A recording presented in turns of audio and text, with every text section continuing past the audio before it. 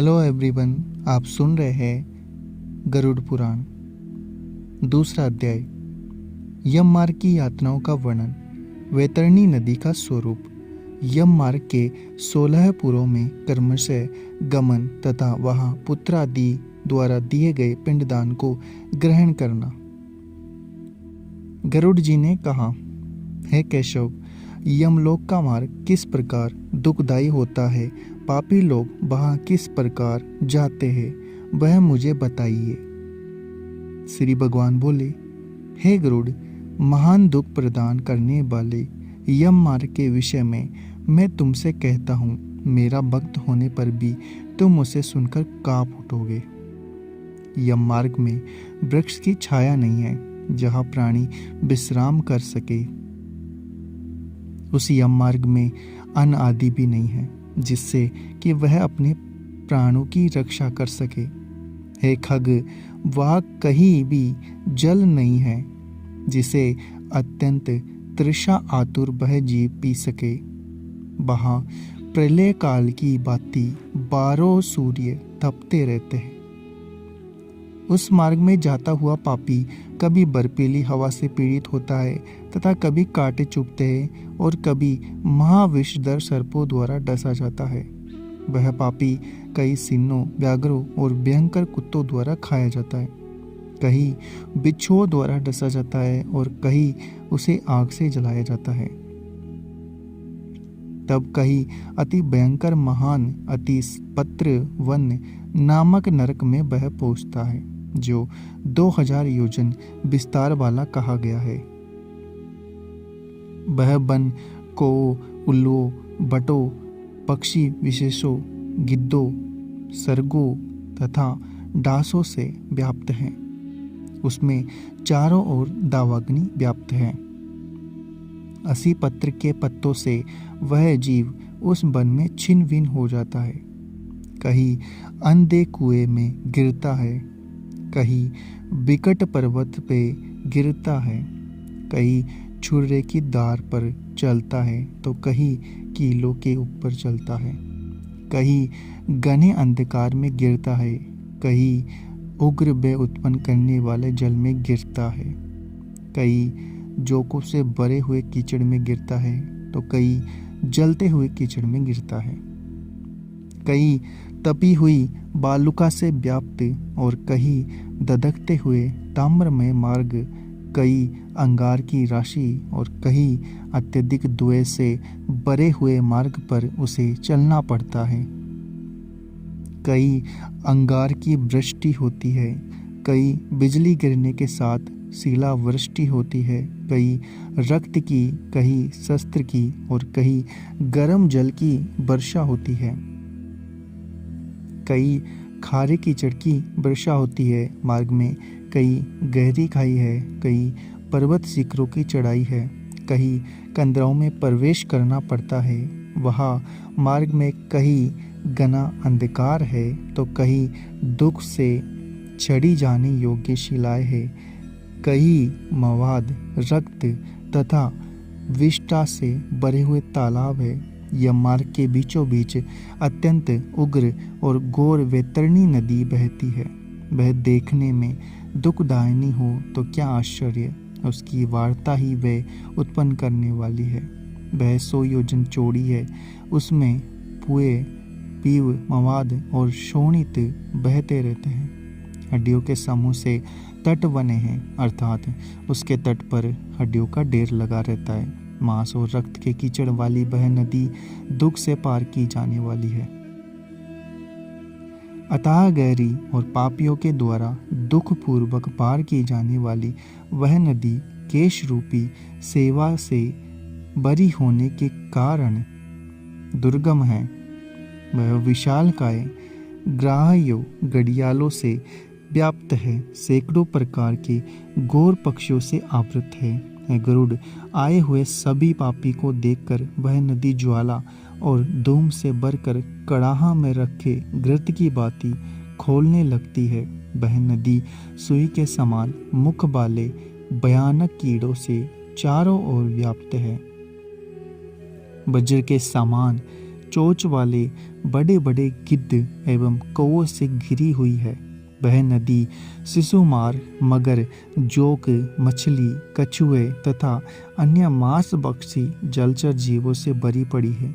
उसके प्रवाह में गिरे हुए बहुत से पापी रोते चिल्लाते और हे भाई, हाँ पुत्र, हाँ तात, इस प्रकार कहते कहते बार बार विलाप करते हैं। भूख और प्यास से व्याकुल होकर पापी जीव रक्त का पान करते हैं। वह नदी जागपूर्ण रक्त के प्रवाह से व्याप्त महाघोर, अत्यंत गर्जना करने वाली, देखने में दुख पैदा करने वाली तथा भयावह है। उसके दर्शन मात्र से पापी चेतना शून्य हो जाते हैं। बहुत से बिच्छू तथा काले सर्पों से व्याप्त उस नदी के बीच में गिरे हुए पापियों की रक्षा करने वाला कोई नहीं है। उसके सैकड़ों हजारों भंवरों में पड़कर पापी पाताल में चले जाते हैं। क्षण भर में पाताल में रहते हैं और एक क्षण में ही ऊपर चले जाते हैं। हे खग, वह नदी पापियों के गिरने के लिए ही बनाई गई है। उसका पार नहीं दिखता। वह अत्यंत दुख पूर्वक तरने योग्य तथा बहुत दुख देने वाली है। इस प्रकार बहुत प्रकार के कलेशों से व्याप्त अत्यंत दुखप्रद यम मार्ग रोते चिल्लाते हुए दुखी पापी जाते हैं। कुछ पापी पास से बंधे होते हैं, कुछ अंकुश में फंसाकर खींचे जाते हैं और कुछ शस्त्र के अग्रभाग से पीठ में छेदते हुए ले जाए जाते हैं। कुछ नाक के अग्रभाग में लगे हुए पास से और कुछ काल में लगे हुए पास से खींचे जाते हैं। कुछ काल पास से खींचे जाते हैं और कुछ कवों से खींचे जाते हैं। वे पापी गर्दन, हाथ तथा पैर में जंजीर बंधे हुए तथा अपनी पीठ पर लोहे के बार को ढोते हुए मार्ग पर चलते हैं। अत्यंत घोर यमदूतों के द्वारा मृद गरों से पीटे जाते हुए वे मुख से रक्त बमन करते हुए तथा बमन किए हुए रक्त को पुनः पीते हुए जाते हैं। उस समय अपने दुष्कर्मों को सोचते हुए प्राणी अत्यंत ग्लानि का अनुभव करते हैं और अतीत दुखी हो जाकर यमलोक को जाते हैं।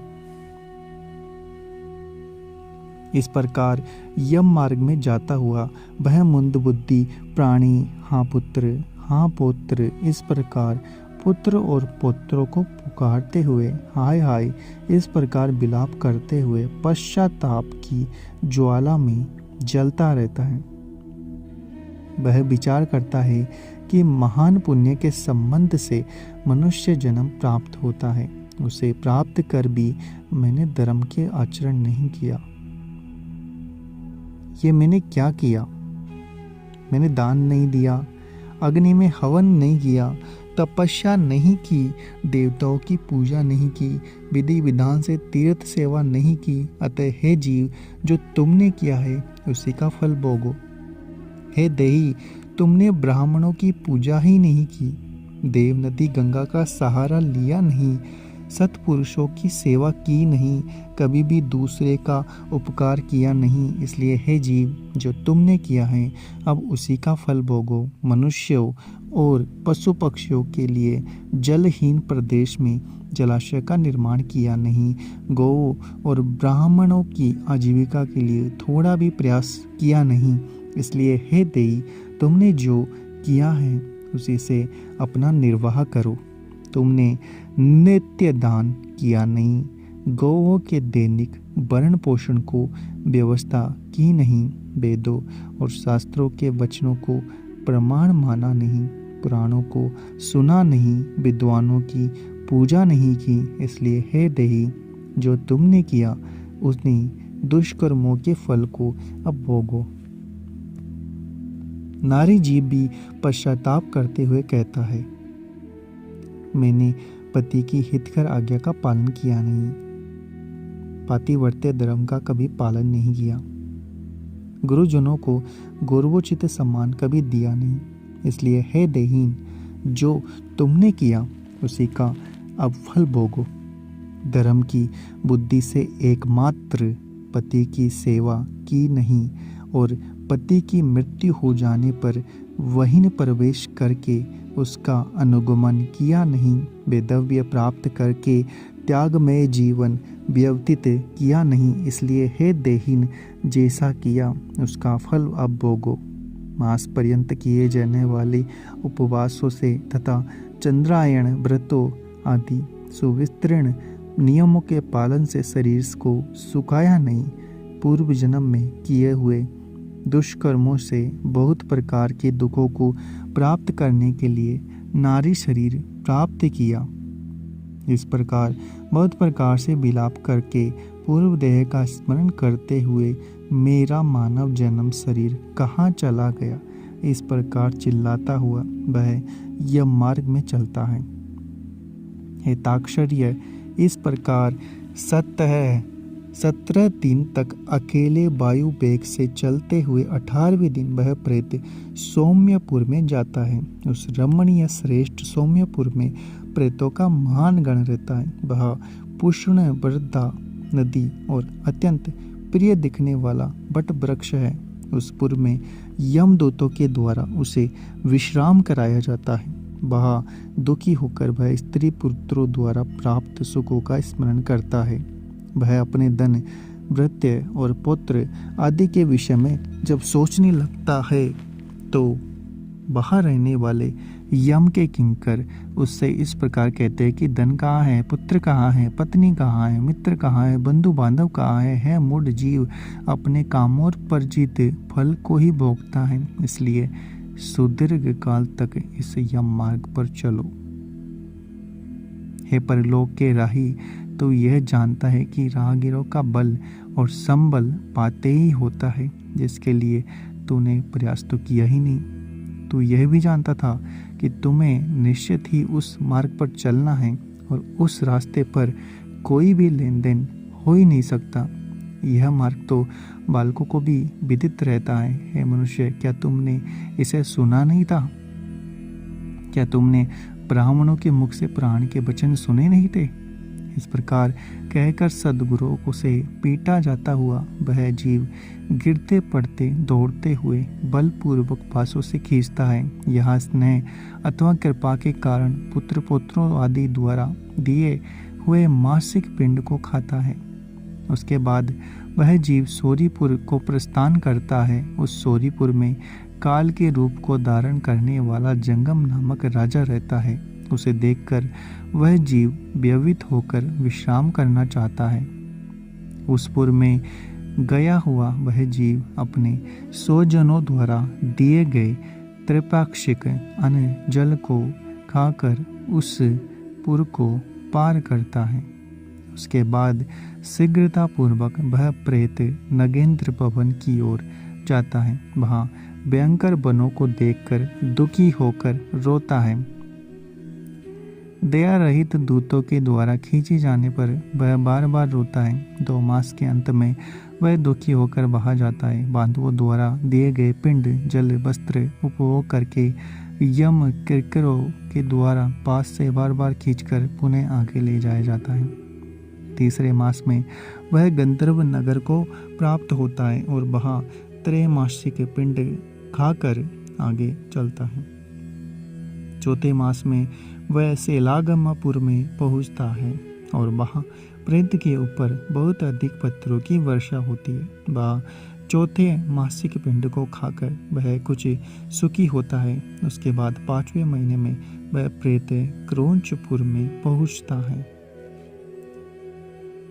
क्रौंचपुर में स्थित वह प्रेत वह बांधवों द्वारा हाथ से दिए गए 5वें मासिक पिंड को खाकर आगे क्रूरपुर की ओर चलता है।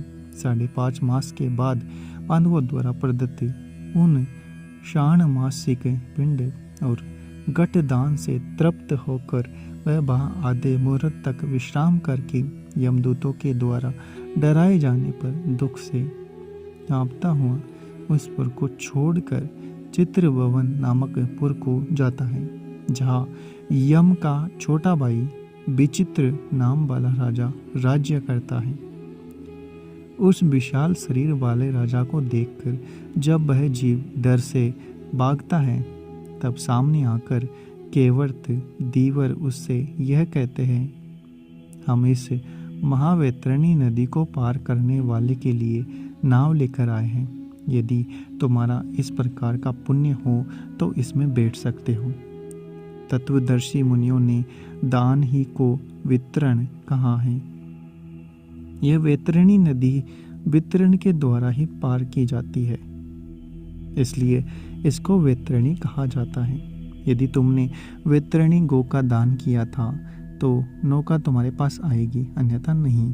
उनके ऐसे वचन सुनकर प्रेत हाँ देव ऐसा कहता है। उस प्रेत को देखकर वह नदी खोलने लगती है और उसे देखकर प्रेत अत्यंत विलाप करने लगता है, जिससे अपने जीवन में कभी दान दिया ही नहीं है, ऐसा उसी वैतरणी में डूबता है। तब आकाश मार्ग से चलने वाले दूत उसके मुख में कांटा लगाकर बंसी से मछली की भांति उसे खींचते हुए पार ले जाते हैं। वह षाणमासिक पिंड खाकर वह अत्यधिक भूख से पीड़ित होकर विलाप करता हुआ आगे के रास्ते पर चलता है। 7वें मास में वह ब्रह्मपुत्र को जाता है। वह अपने पुत्रों द्वारा दिए हुए सप्तम मासिक पिंड को खाता है। हे पक्षीराज गरुड़, उस पुर को पार कर वह दुखद नामक पुर को जाता है। आकाश मार्ग में जाता हुआ वह महान दुख प्राप्त करता है। वह 8वें मास में दिए हुए पिंड को खाकर आगे बढ़ता है और 9वां मास पूर्ण होने पर नाना करंदपुर को प्राप्त होता है। वह क्रंदन करते हुए अनेक भयावह करंद गणों को देखकर स्वयं शून्य हृदय वाला वह जीव दुखी होकर आक्रंदन करने लगता है। उस पुर को छोड़कर वह यमदूतों के द्वारा व्यवहित किया जाता हुआ 10वें महीने में अत्यंत कठिनाई से सुतप्त भवन नामक नगर में पहुंचता है। वह पुत्र आदि पिंडदान और जलांजलि प्राप्त करके भी सुखी नहीं होता। 11वां मास पूरा होने पर वह रुद्रपुर को जाता है और पुत्र आदि के द्वारा दिए हुए 11 मासिक पिंड को वह खाता है। 11.5 मास बीतने पर वह जीव पयोवर्षण नामक नगर में पहुंचता है। वह प्रेतों को दुख देने वाले मेघ घनघोर वर्षा करते हैं। वहां पर दुखी वह प्रेत ऊनावधिक श्राद्ध के पिंड को खाता है। इसके पश्चात वर्ष पूरे होने पर वह जीव सीताड्य नामक नगर को प्राप्त होता है। वहाँ हिम से 100 गुनी अधिक महान ठंड पड़ती है। शीत से दुखी तथा क्षुधित वह जीव इस आशा से दशों दिशाओं में देखता है कि शायद कहीं कोई हमारा बांधव हो जो मेरे दुख को दूर कर सके। तब यम के दूत कहते हैं कि तुम्हारा ऐसा पुण्य कहाँ है। फिर वार्षिक पिंड को खाकर वह धैर्य धारण करता है। उसके बाद वर्ष के अंत में यमपुर के निकट पहुंचने पर वह प्रेत बहुविधिपुर में जाकर हाथ पर माप के अपने शरीर को छोड़ देता है। हे पक्षी, पुण्य कर्म भोग के लिए अंगुष्ठ मात्र के वायु स्वरूप यातना देह को प्राप्त करके वह यमदूतों के साथ जाता है। हे कश्यपात्मज, जिन्होंने उदर्व देहिक मरणकालिक दान नहीं दिए हैं, वे यमदूतों के द्वारा दृढ़ बंधनों से बंधे हुए अत्यंत कष्ट से यमपुर को जाते हैं।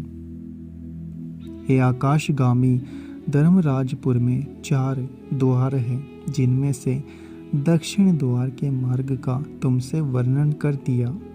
इस महान भयंकर मार्ग में भूख प्यास और शर्म से दुखी जीव जिस प्रकार जाते हैं वह सब मैंने बतला दिया। अब और क्या सुनना चाहते हो? इस प्रकार गरुड़ पुराण के अंतर्गत सारोद्धार में यथ मार्ग निरूपण नामक दूसरा अध्याय पूरा हुआ। उम्मीद है दोस्तों आपको हमारा यह प्रयास पसंद आ रहा होगा। कमेंट बॉक्स में आप हमें अपनी राय बता सकते हैं। वीडियो को लाइक और शेयर करना ना भूलें। चैनल को सब्सक्राइब करें। Thank you. मिलते हैं आपसे अगले वीडियो में।